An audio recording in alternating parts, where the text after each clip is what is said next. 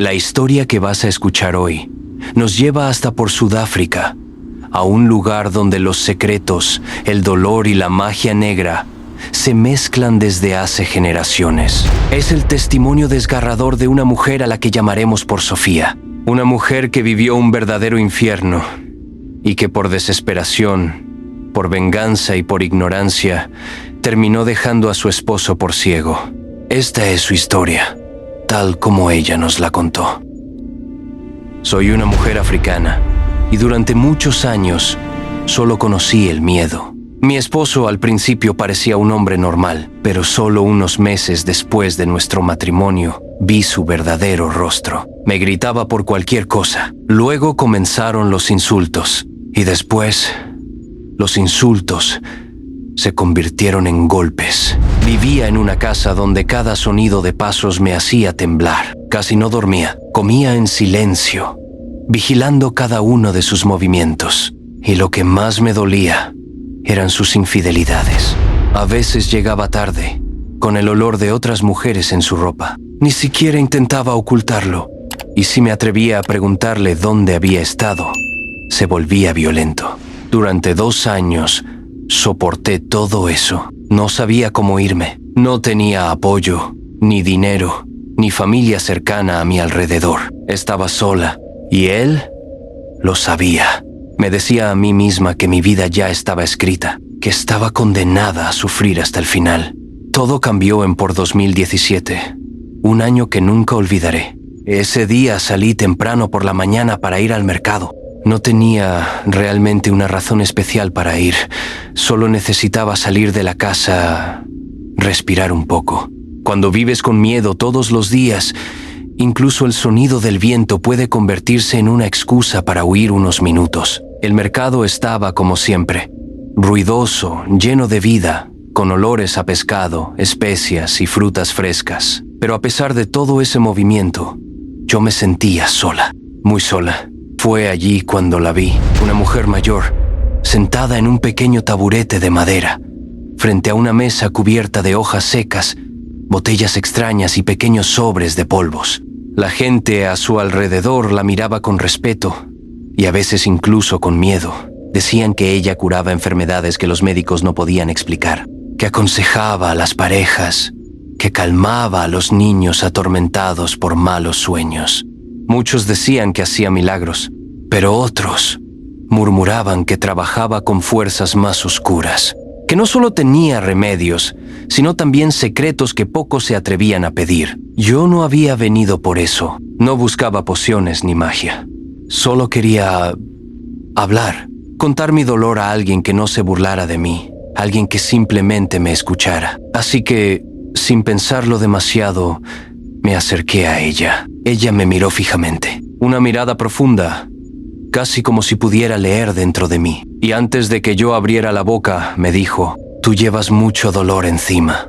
Sus palabras me atravesaron. No había dicho nada, pero ella lo vio de inmediato. Entonces le conté todo: las humillaciones, los golpes, las infidelidades de mi esposo, las noches en las que dormía en el suelo después de que me golpeara, las mañanas en las que despertaba con marcas que ya no desaparecían, los días en los que me preguntaba si iba a sobrevivir. Hablaba y sentía que cada palabra salía de mí como una vieja herida que por fin se abre. Cuando terminé, ella me miró con compasión. Luego me dijo: «¿Por qué sufres tanto? Tu marido no es un león. Puedes domarlo». Me quedé en shock. Nadie me había hablado así. ¿Cómo? Eso fue lo único que pude decir. Entonces ella se inclinó hacia mí, muy cerca, como si tuviera miedo de que los demás escucharan. Su voz era baja, casi un susurro. «Existen polvos, hierbas, pociones trabajadas místicamente. Ponlas en su comida. Ya verás. Él se volverá suave, como un cordero». Sentí un escalofrío recorrer mi cuerpo. Ella buscó en una pequeña caja de madera y me entregó un sobre. Dentro había un polvo marrón con un olor extraño, un olor fuerte, casi metálico, como hierro oxidado mezclado con hierbas secas. No sabía qué decir. Ni siquiera sabía si tenía miedo o si me sentía aliviada. Ella me miró directamente a los ojos y añadió: Cuando una mujer sufre demasiado tiempo, la tierra termina ofreciéndole un camino. Eres tú quien debe decidir si quiere tomarlo. Esas palabras resonaron en mi cabeza todo el resto del día. Cuando regresé a casa, mi corazón latía tan fuerte que me costaba respirar. Tenía el pequeño sobre en la mano como si me quemara. ¿De verdad debía hacer eso? ¿Era simplemente una solución fácil para terminar con mi sufrimiento? ¿O era una trampa? Un camino sin retorno. Pensé en todo lo que había vivido, en mis cicatrices, en mis lágrimas, en todas las veces que él me había traicionado, humillado, golpeado, y allí tomé mi decisión. Al día siguiente, puse el polvo en su comida. Tenía miedo, mis manos temblaban, pero lo hice, y durante los días que siguieron, algo cambió. Mi marido hablaba más bajo, ya no me golpeaba, llegaba a casa a la hora. Incluso me miraba con una ternura que nunca había visto. Era como vivir con otro hombre. Volví a descubrir el silencio, la tranquilidad, la paz. Durante unos meses, creí que la vida por fin me daba una oportunidad. Luego, un día, apareció una oportunidad de verdad. Él había enviado decenas de solicitudes de trabajo, sin creer mucho en ello, pero esta vez lo aceptaron para un empleo en el Reino Unido. Todavía recuerdo su mirada cuando me dio la noticia. Una mezcla de emoción, miedo y esperanza. Me dijo, si todo va bien, te haré venir al Reino Unido. Tendremos una verdadera oportunidad allá. Poco después de obtener su visa, tomó su vuelo hacia el Reino Unido. Yo me quedé sola, con mis dudas y mis oraciones, contando los días. Las primeras semanas fueron difíciles. Casi no llamaba, apenas unos mensajes porque trabajaba mucho. Pero aún así, yo mantenía la esperanza. Unos meses después me llamó en plena noche. Su voz temblaba de emoción. Me dijo, prepárate. Logré conseguirte la visa. También encontré una buena vivienda para nosotros. Vendrás a reunirte conmigo. Yo estaba muy feliz. Unos meses más tarde, yo también tomé el vuelo hacia el Reino Unido. Pensaba realmente que nuestra nueva vida iba a empezar allá. Una vida más tranquila, más estable, lejos de todos los problemas. Creía que por fin todo iba a mejorar, pero no tenía ni idea de lo que me esperaba. Pero Londres me mostró otra realidad. Cuando llegué allí, todo parecía nuevo. Las grandes calles iluminadas, los autobuses rojos, la gente apurada que nunca mira a nadie. Yo pensaba que tal vez, en ese país extranjero, nuestra vida por fin iba a cambiar. Quizás lejos de África, lejos de las viejas costumbres, lejos de la gente con la que él andaba, mi marido se convertiría en otra persona. Y el primer mes, lo admito, yo lo creí. Estaba tranquilo, atento, me hablaba con cariño, llegaba temprano del trabajo. Incluso me preguntaba cómo había sido mi día. Yo pensaba, es la poción, todavía funciona. Quizás en el Reino Unido dure más tiempo, pero no era más que una ilusión. Poco a poco, las viejas costumbres regresaron, una por una, como sombras que nunca mueren de verdad. Primero, volvió a salir tarde por las noches. Decía, voy a tomar algo con los compañeros, pero regresaba a las 3 de la mañana, con el olor de un perfume extraño pegado a su ropa. Después, empezó otra vez a enfadarse por cualquier cosa. Un día, no había puesto suficiente sal en la comida y gritó como si yo hubiera insultado a toda su familia. Al día siguiente, salió y estuvo fuera todo el día sin mandar ningún mensaje. Y luego vino aquella noche. Me acerqué para tomar su chaqueta y sentí ese olor, un perfume femenino muy fuerte. Y cuando crucé su mirada, volví a ver esa misma frialdad que me había destruido durante años. Esa mirada vacía, cruel, distante. Esa mirada que decía, no eres nada. Todo lo que la poción había reparado se desmoronaba frente a mis ojos. Yo ya no sabía qué hacer. Había dejado mi país, mi familia, todo lo que conocía, para seguirlo hasta aquí. Y ahora estaba en Londres, sola en un país extraño, con un hombre que volvía a convertirse en un monstruo. Entonces tomé mi teléfono y llamé a la Tradizione. Todavía recuerdo su voz, tranquila, como si estuviera esperando mi llamada. El efecto ya terminó, hija mía. Es normal. Vuelve. Hay que rehacer el trabajo. ¿Volver? ¿Cruzar un continente entero solo por eso? Pero ya no tenía otra solución.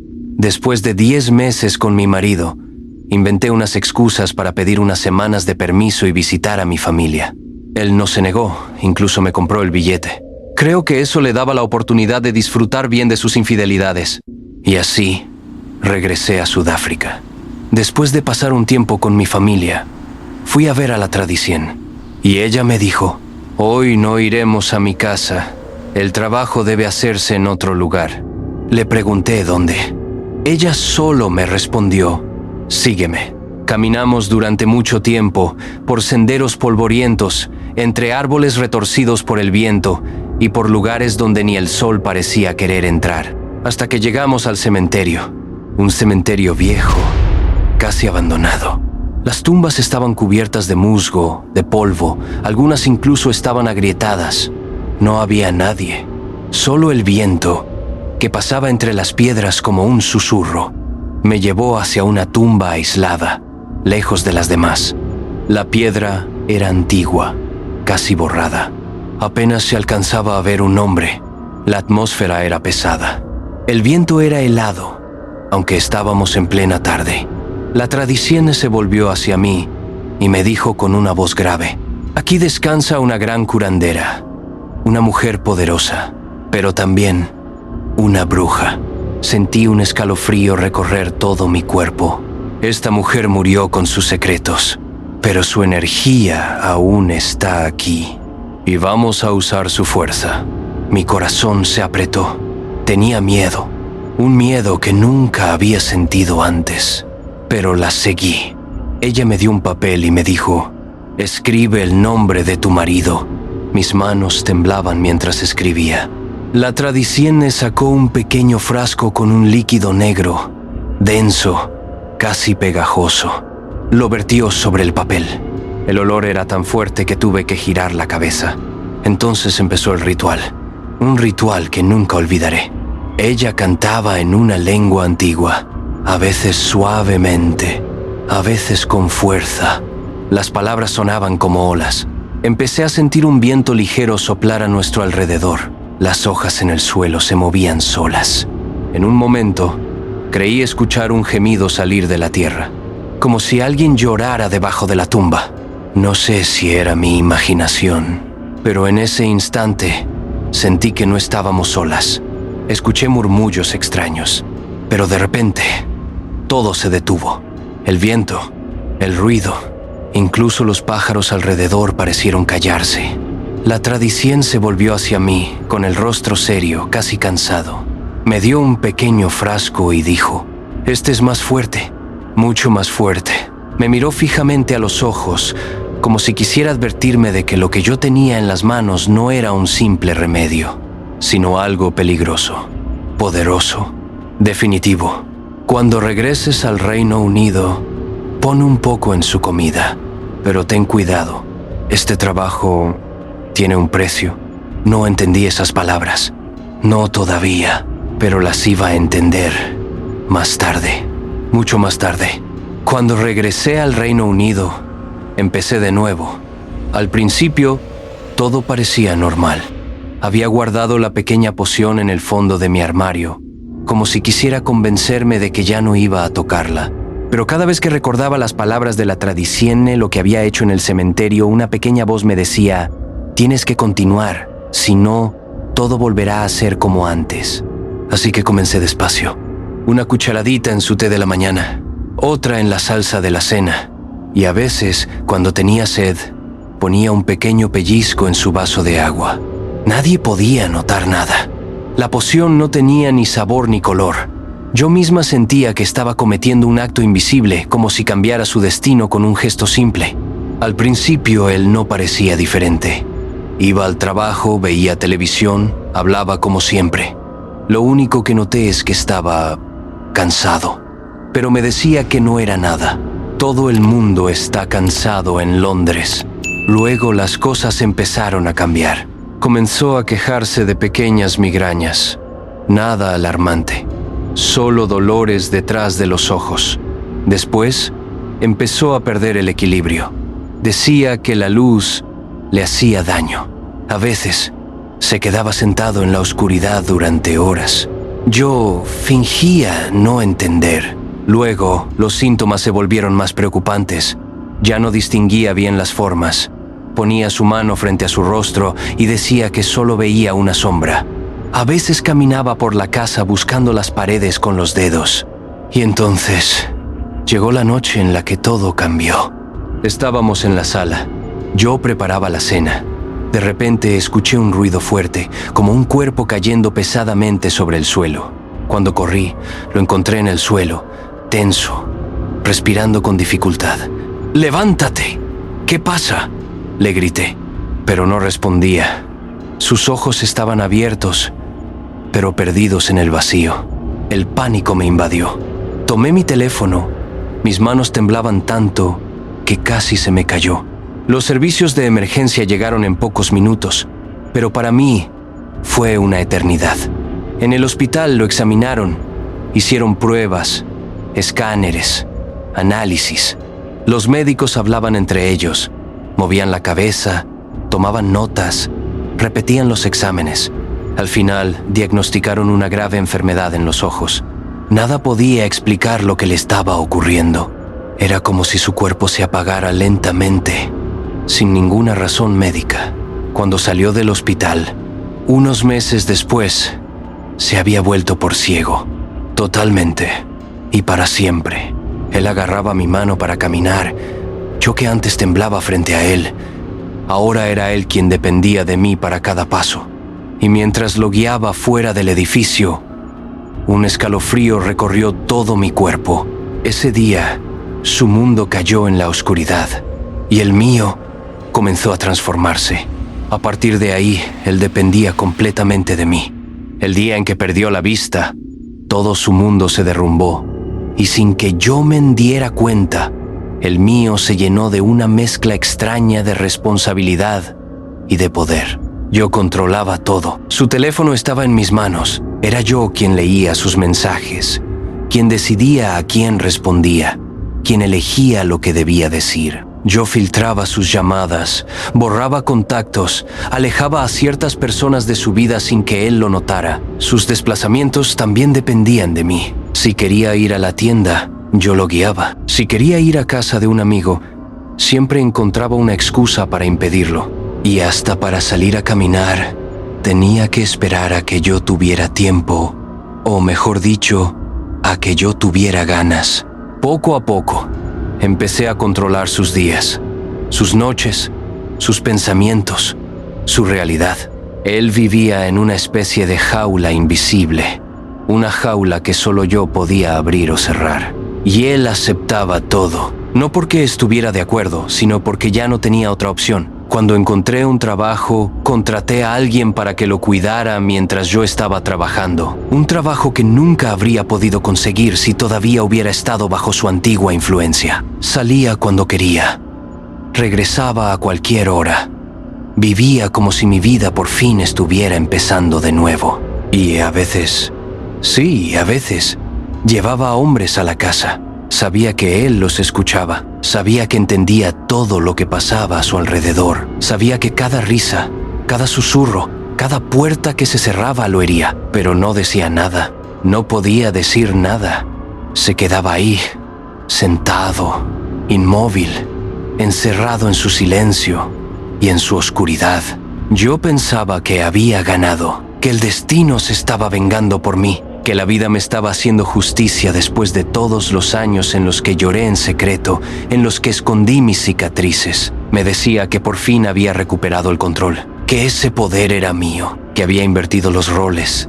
Durante 2 años viví en esa ilusión de poder, esa ilusión de fuerza, esa ilusión de que por fin todo me estaba permitido, que podía borrar mi pasado con gestos que me hacían sentir que existía. Pero no era más que una ilusión Una ilusión peligrosa, una ilusión que, sin que yo lo supiera todavía, pronto iba a volverse en mi contra.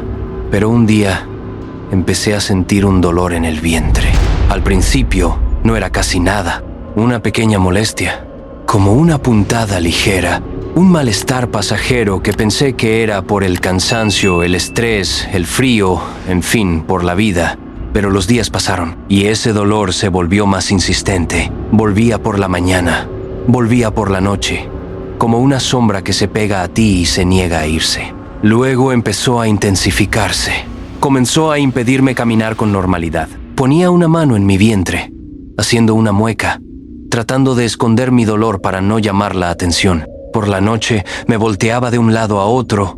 Imposible encontrar una posición que no me doliera. Terminaba durmiéndome agotada y al despertar, el dolor seguía ahí, más pesado, más profundo, más inquietante. Pero no hice nada. Ignoré las primeras semanas. Luego los primeros meses. Me decía, ya pasará.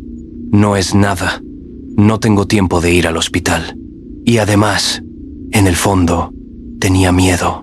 Miedo de lo que podría escuchar. Hasta el día en que, en el trabajo, todo cambió. Estaba caminando por el pasillo cuando sentí un dolor tan fuerte que mis piernas cedieron. Me desplomé delante de mis compañeros. Ni siquiera podía hablar, solo respirar con dificultad, como si todo mi cuerpo se doblara en dos. Llegaron los paramédicos. Me llevaron de urgencia al hospital. Los médicos me hicieron análisis, radiografías, exámenes. Me decían que me calmara, que los resultados llegarían. Pero sus miradas, sus susurros, todo me decía que algo no estaba bien. Cuando volvieron a la habitación, sus rostros estaban serios, muy serios. Uno de ellos se sentó a mi lado, tomó aire profundamente y me anunció que tenía un cáncer avanzado, un cáncer que ya se había propagado. Demasiado tarde para una operación, demasiado tarde para esperar una curación. Incurable. La palabra resonó en mi cabeza como una campana golpeada en plena noche. Ya no escuchaba nada alrededor. Sentí el suelo desaparecer bajo mis pies, como si todo mi cuerpo cayera en un pozo negro sin fin. Y entonces, las imágenes empezaron a pasar por mi mente. El cementerio, la tumba aislada, el líquido negro vertido sobre el nombre de mi esposo, la traductora que murmuraba cantos en la noche, las cucharadas de poción que yo servía en silencio en sus comidas, los hombres que yo llevaba a la casa mientras mi esposo dormía en su oscuridad eterna, los sufrimientos que le había causado, gota tras gota, día tras día. Volví a ver su rostro perdido. Sentí su desesperación, esa desesperación que yo ignoraba a propósito. Y de repente, entendí. Todo lo que hice para destruir su vida, ahora regresaba para destruir la mía. Como si el mal que sembré hubiera encontrado mi camino. Como si la misma tierra del cementerio me hubiera seguido, pacientemente, silenciosamente, para reclamar lo que le debía. Ese día entendí algo que nunca olvidaré. Uno nunca gana realmente destruyendo a los demás. Siempre se paga. Siempre. Hoy vivo con esta enfermedad. No sé cuánto tiempo me queda, pero sé una cosa. No se puede construir la propia paz sobre el sufrimiento de otra persona, aunque esa persona nos haya hecho daño, aunque pensemos que lo merece. Cuento mi historia para que nadie haga lo que yo hice. La magia negra nunca ayuda, solo sabe quitar. Y al final, siempre termina pidiendo un precio. Hagan el bien, siempre.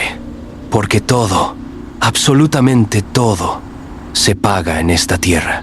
Gracias por escuchar esta historia hasta el final.